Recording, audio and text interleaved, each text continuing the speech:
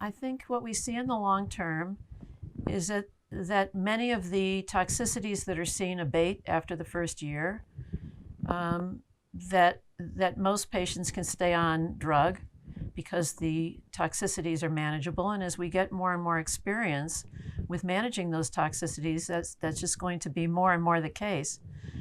So that I feel for the vast majority of my patients, they can stay on drug for a very long time and expect both a good quality of life and a long duration of response. How do I manage the side effects? There's ones that happen, side effects that happen more as you initiate the drug and some that are later. So when I initiate the drug, I tell the patients some of the side effects that they may experience that may dissipate with time so that I can set their expectations, such as diarrhea or a mild rash. Then when the patient experiences that, they're not upset. The longer term complications, of course, have to be mentioned as well.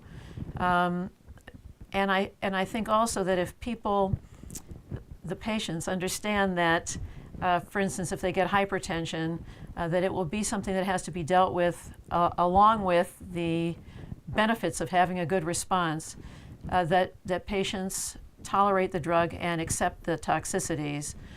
But I think that their expectations need to be managed like in all treatments. In terms of side effects of Ibrutinib, so first of all, you need to be aware of the mechanism of action, so what it's doing, interaction with other potential medications, right? Like a grapefruit juice, have interactions with Ibrutinib, right? So if you are not aware of those, so then your patient is going to be more prone to have more side effects or less efficacy. CYP3A inhibitors or agonists, if the patient are taking those type of drugs, so you need to be aware of. So understanding how to take that medication, which medications are going to interact with Ibrutinib, is going to preemptively tell you what to do or what not to do, right? So that's number one. And number two is become familiar with the side effects.